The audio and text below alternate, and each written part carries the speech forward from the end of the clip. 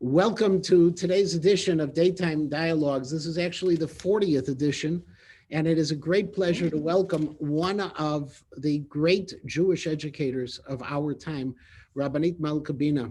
For those of you who don't know Rabbanit Bina, she is the founder, the director of the Matan program for Torah studies for women. It is the program where women can continue high-level Torah learning in Israel. There's locations, Yerushalayim and Ranana. There are so many people who we know who have participated and have learned from Rabbanit Bina. It is a true pleasure. And as we mentioned just to say, I mentioned to her a second ago before we went live, it's also a pleasure to also have the zchut, the opportunity, the merit to work with her husband, the Rav Bina, and Nativ, who is the Rosh Hashiva of Nativ Aryeh, and also a great Jewish educator. So the Rabbanit Bina is part of truly a dynamic couple. So thank you for joining me today. I appreciate it so very much, Rabbanit. My pleasure, my pleasure. Thank you. Let me start with a simple question. You grew up Baltimore. You went to Beis Yaakov. I think it may have been called Beth Jacob in those days, but Ours was called Beis Yaakov. Oh, it was Beis Yaakov. Okay, and you went to Beis Yaakov, and then after the 6-Day War, you went to Michlala, but then you moved from that approach to things. You started working with Rabbi Bravender when he was at Bruria before what is now called Midreshet Lindenbaum. Some of us still refer to it as Bravenders, but how did you come about taking that move all the way from a Beis Yaakov girl to being one of the great leaders of women's Torah education of our generation? Where did that happen? I always had a great love of Torah, and my booby told me that when she was a little girl, she wasn't able to learn. She was a daughter of a very Hasidic, pious man. And the brothers had a Rebbe, a Melamed, come to the house, and she wasn't allowed to. And she said, I'm going to go to the brothers wouldn't let her. So I'm going to go to the Tate. And she went to her father, and the father said in Yiddish, "Du bist a Mädel und du toll nicht." A girl is not allowed.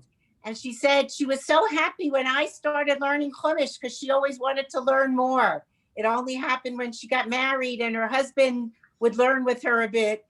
And so I think I had a feeling that I was making up for lost generations, and the Torah learning just propelled me. So in Beis Yaakov, also I had a very excellent Chumash teacher. First of all, we had a beautiful education in secular studies, beautiful high level, not just, and in Torah learning.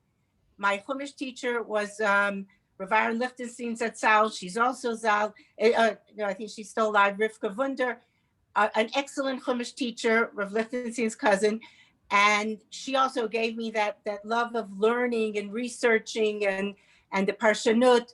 So I said, okay, Mechlala. It was their 3rd or 4th year. Wonderful place, high level. I wanted to go where the Torah was going, Eretz Yisrael. So much of what's in the Tanakh is in Eretz Yisrael, so I have to come and learn it in Eretz Yisrael. Michlala, wonderful. And that Michlala, I saw that it was very important to also do Torah Shabbat Peh. Go ahead, you wanted to ask something? No, I'm thinking the years you were there, Michlala had so many Chicagoans, from Rav Cooperman Zatzal to Tzipora Cooperman, who was Schwimmer, there was a Rav Schwimmer. Rabbi Aberman Ruby Aberman was there then? I think he came after. I didn't have Rabbi Aberman as a teacher. He came a little bit after. I was mamash, I think, the 3rd or 4th year. Oh, so you came and had that original crowd of the Michlala. Right. And I remember in reading the Rambam says, if a person is looking for shleimut, and I thought that was a good thing. You want to look for shleimut. You're a man, you're a woman. Shleimut is a good thing to have, a certain completion in a person. You should try. You never reach it fully, but you want to get there. And he writes there very simply, you have to learn Torah Shebichtav and Torah Sheba'al Peh. And all of a sudden I realized I had a lacuna. I really didn't know enough Torah Sheba'al Peh. And it was like, it came in a very organic, natural way. I didn't,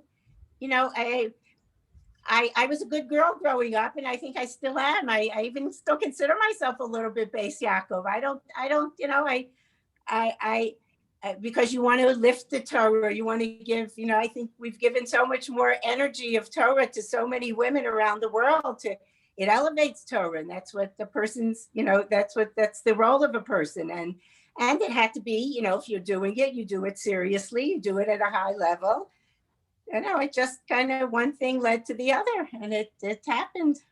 And when you started Matan, you were the first teacher. You were probably the only teacher at the beginning when Matan started. No. When Matan, first I was with Rabbi Bravender. There were a few other places before, but then when we started Matan, we started with a faculty of 3 or 4 people, because I taught Gemara. We had someone else teaching Tanakh, and someone else doing Jewish philosophy. We had 3 or 4 on the staff, and and then we formed a board.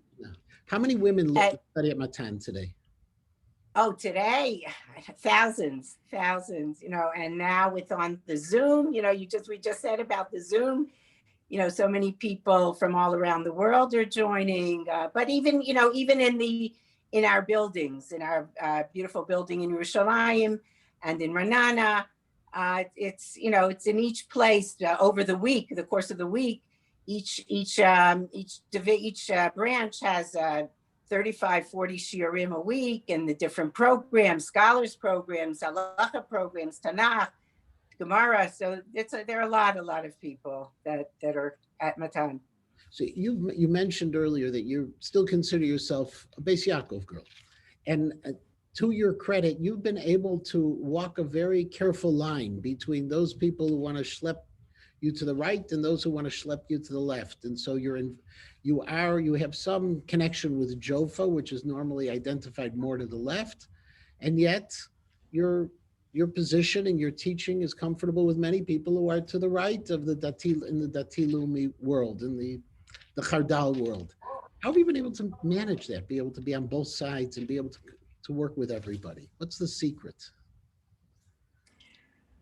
I'm really a non-confrontational person. I think I do it l'shem shamayim, and the people, we want to do it in the real sense of learning Torah. And sorry, wait. Sorry, and and it's we don't do recruiting in Mea Sharim or Geula. If there are people who don't want. I'm liberal. I really can, I'm Beis Yaakov. I'm not typical Beis Yaakov, I must say. I consider myself Beis Yaakov. I don't know if Beis Yaakov considers me Beis Yaakov. And I think I've done a few things that wouldn't be so highly regarded in Beis Yaakov. But I don't make machloket. I don't, look for arguments. This is what we do. I think I can convince any Rav that what I'm doing, what we're doing, is not just myself, it's many women, has great legitimacy and is important for Am Yisrael. Not only should it be permitted, it should be encouraged.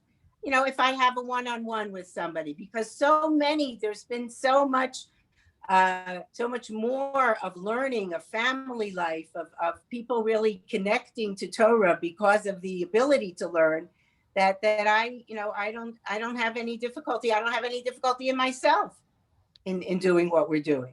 Now, it's interesting. Years ago, I had a teacher at Ida Crown who was a Talmud of Reb Shlomo Fisher at Itri. And I asked him if he would teach a girls' Gemara class. And he said, I've never taught girls' Gemara. I have to ask a Shaila. And Reb Shlomo Fisher wrote him back a tshuva, and I have a copy of it, very brief one. And I'd love to see it. Ever since the Chafetz Chaim allowed women to learn Torah Sheba'al Peh, talking about the founding of Beis Yaakov's time, you can learn Gemara, but you have to learn it. His terminology was, you can't learn it as parparot shel halacham. You can't just learn little things. You have to learn it with Rishonim and Achronim in complete depth. So in a sense, and I know I may not be saying something popular in the Beis Yaakov world, really part of what you're doing is a continuation of the Beis Yaakov tradition, of the way things started, where it was revolutionary to have education for women. I'm not sure if you No, would I think agree. so. I think it's just, no, I think it's taking the next step, because the Beis Yaakov movement didn't really develop the Torah Shebaal Peh. And I think also even in our approach in Tanakh and other subjects, we do bring in maybe certain sources that also would not be acceptable in Beis Yaakov, but doing it based on emunah, and on a fuller understanding of Tanakh and other Jewish studies. And in this way, it's able to work out. Um, And and what does Matan do today for those of us who unfortunately are still in Galut? I know the women in Israel have the opportunities. What kind of programs are available to women? Uh, of course, everything is on Zoom, but when things were pre-Zoom or they were still, we had to see people. What? How do we see it? How do we see Matan in the United States? okay, so first of all, let's say pre-Zoom, we've had for over 25 years, we've had a 3-week summer program. And the language of instruction is English, and many come from all over. I think a base here is Chicago. We've had tens of women coming from Chicago.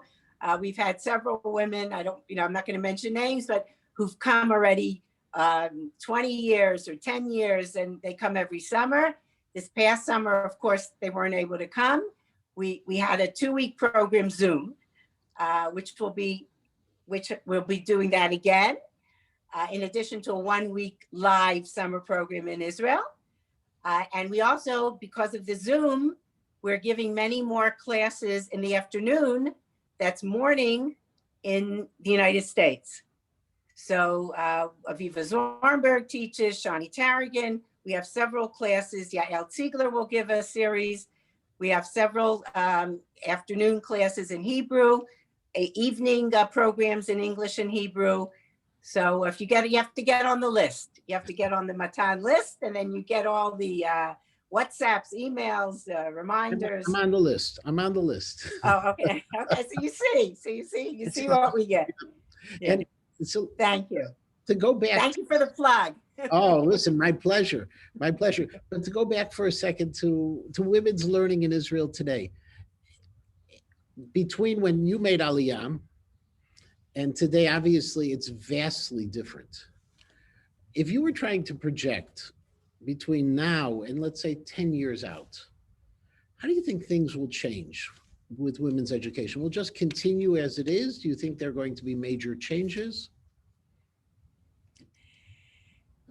Look, what's holding things back, I think, is the establishment. The establishment is more to the right, is more conservative as far as being open to change. And, they don't, even if they'll think that there would be some women's scholarship, they're not ready to let anybody in any door or window. So what Matan is doing, and what the women who are writing tshuvot already, from our Shaila program, we have the online tshuva, Shailot and Tshuvot. We're doing it on our own.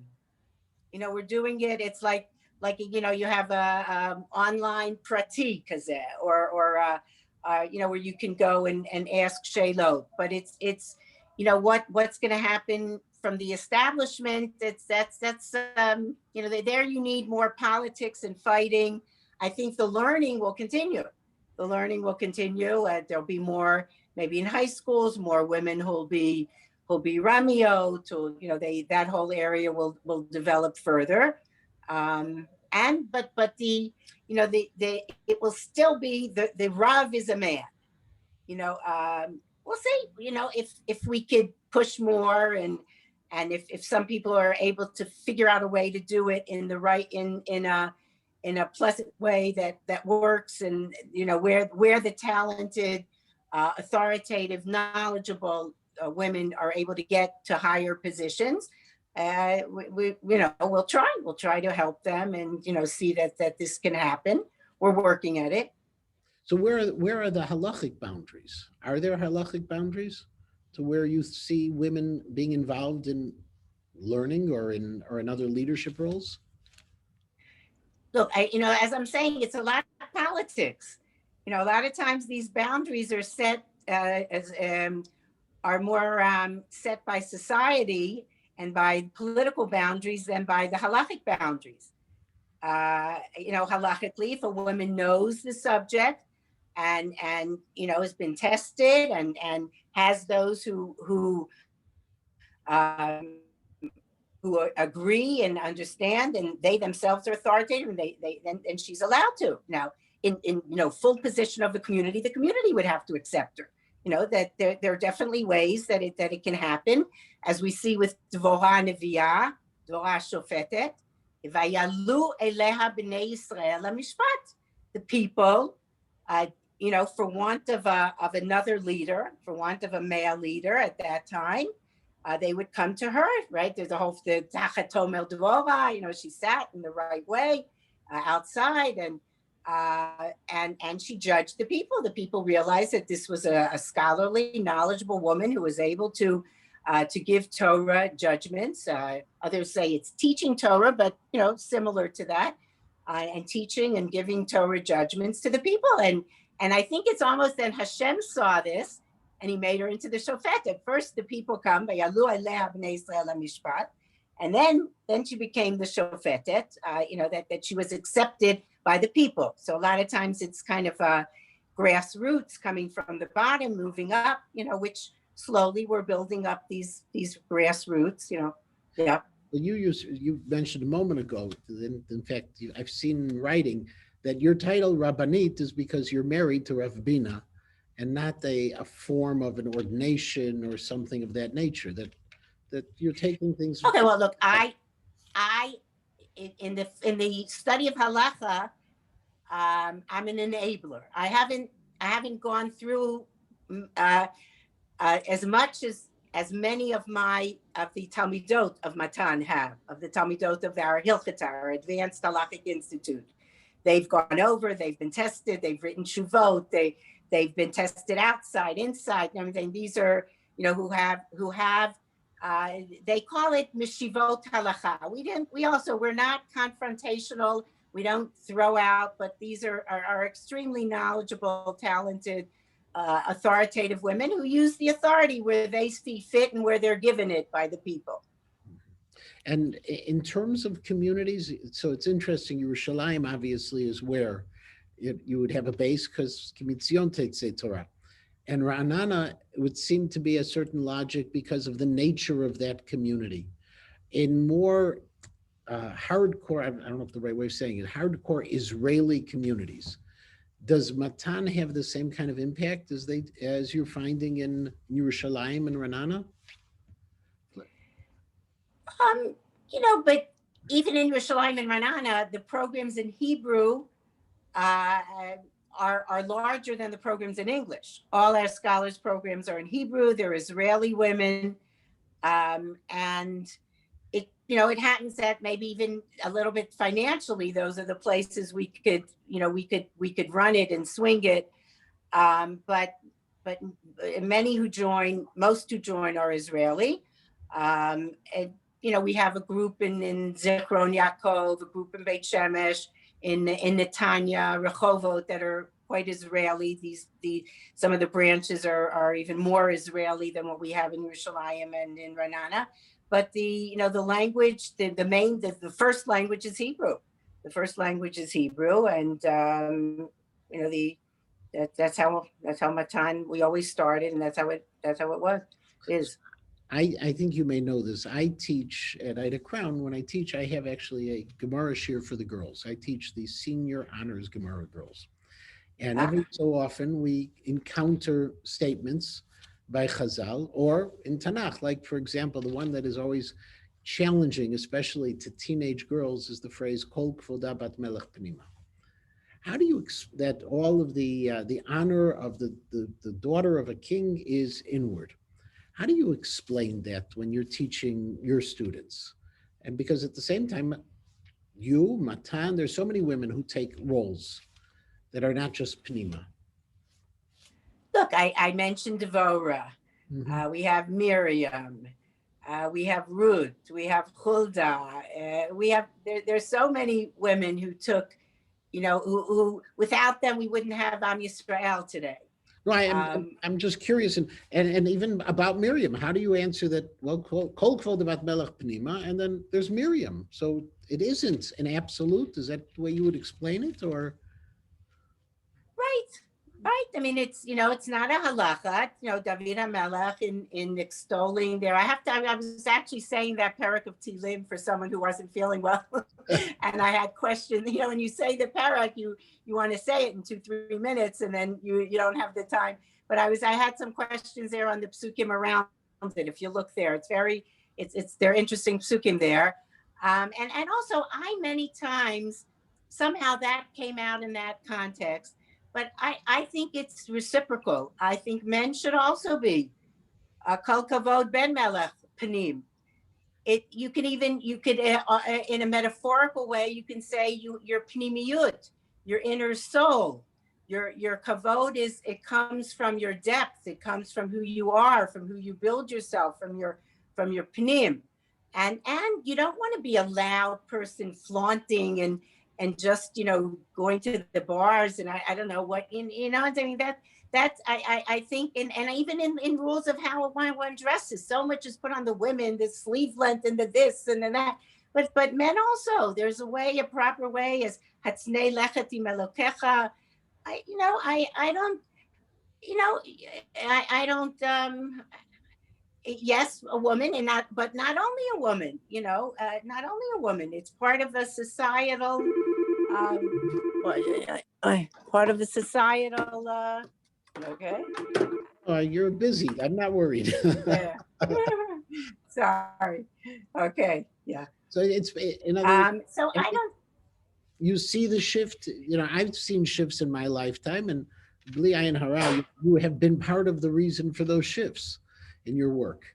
But the what I also find very interesting, I find this with millennials, is now in America with, and I assume some of this may happen in Israel, with shuls being closed down or limits or things of all of the limits of Corona.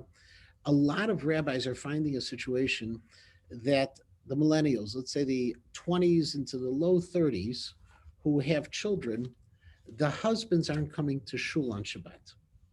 And the reason, part of the reason is because there is equality of responsibility in the home.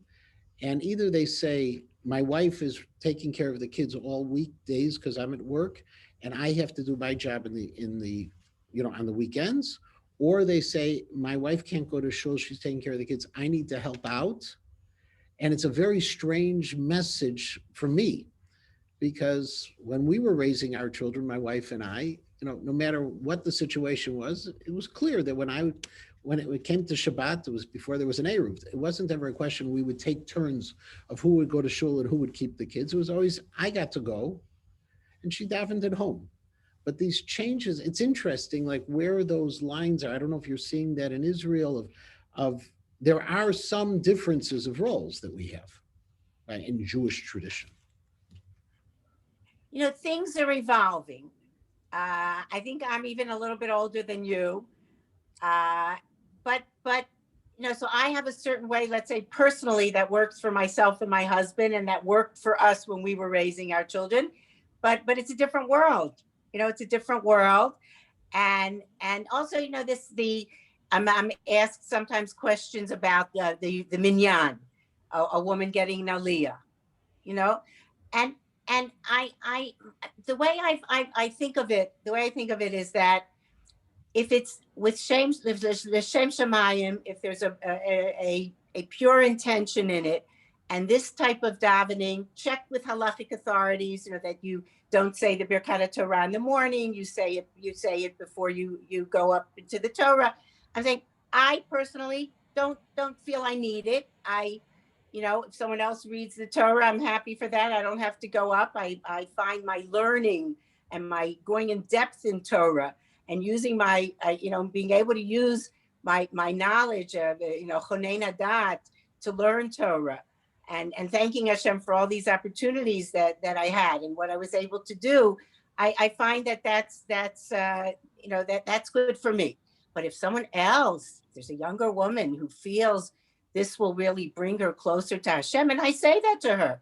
I say, right, it's wonderful that you're able to do this kind of davening. And, so I'm saying, I think the husband, wife also, that when they both figure out, right, that each one's doing it and why are they doing it, and that it's not just that the woman wants to go to shul to have a break from her children, but she really feels that she'll be totally disconnected and won't be able to raise her children well, and won't be able to be, to be on for Torah, for God, if she doesn't have some kind of a religious experience. And then the husband, okay, I'll stay home, I'll daven once. I've davened many a davening in front of the kitchen sink. I have my little counter spot, but nowadays, if women, it has to work. It has to work for the person. It has to work for the person, and that the person, does check things halachically. I'm not saying everything goes and, that everything is mutar. I'm not saying that, but even if it's a little different than, or, it's different, I'm not gonna say a little lot, I'm not measuring. If it's different than what I'm doing, I can still make room for it. I can make room for it. I can understand it. I can, I can think highly of it, even if I don't do it, not everything has to be the way I do it. And, And you mentioned all the things you've been mentioning a number of times. It has to be halachically correct, and I know what you're doing is halachically correct. Who are the key supporters in the halachic world of Matan's work in Israel? Okay, fine. The first and I don't want to say foremost, but he passed away. I went to ask Rav Shlomo Zalman Auerbach, living in Eretz Yisrael, right, who said that for the work that I intend to do, even before opening Matan, learning more Gemara, teaching more Gemara, he's allowing me to do it. He's not saying that it's for everybody. He's not saying that it's for everyone. My husband and I went and spoke with him. Even before that was Rav Soloveitchik, who gave the famous Zatzal, Rav Shlomo Zalman Auerbach Zatzal, who gave the famous opening shiur at Stern College. Rav Aaron Lichtenstein was someone that I personally consulted with on quite a few occasions. And now we have someone, he isn't so known in America. He's a Dayan here in Eretz Yisrael, Harav Ariel Holland, who teaches halacha to our top level, the Advanced Halachic Institute, and teaches in Matan. And he, everything is checked with him halachically. So And it's fascinating, because it's trying to find the right people to support programs that are doing important things is always a challenge, because it's also a question of who's willing to be public about it, I'm sure. And I'm sure you've had those issues, and I'm sure many other organizations, I have them as well, with running different programs within the modern Orthodox world. Sometimes people say, how can you do this? Or how can you do that? It is a challenge, but I appreciate the challenges you're willing to take on. In terms of a day-to-day, how many shiurim do you give in a day nowadays? Are you able to? I tell you now, my responsibilities have really shifted more to the overseeing that the gold standard of Matan is maintained, the administration, the directorship, as we said, Amen Kemach, Ein Torah. Those are serious responsibilities, and right now I'm really not teaching on a daily. I'm not teaching on a daily basis, but from time to time. That's one thing that I've been very fortunate. I teach every day a little bit. Just wow. That's the joy. No, wonderful, right? Nava told me. Nava said you taught her 12th grade Gemara. Wonderful. Yes, it is. It is. But I have the joy and the nachat in seeing so many women, and that I gave them the opportunity to move forward, and they're now doing it better than in halacha and in Gemara. They've gone more years than I have in study.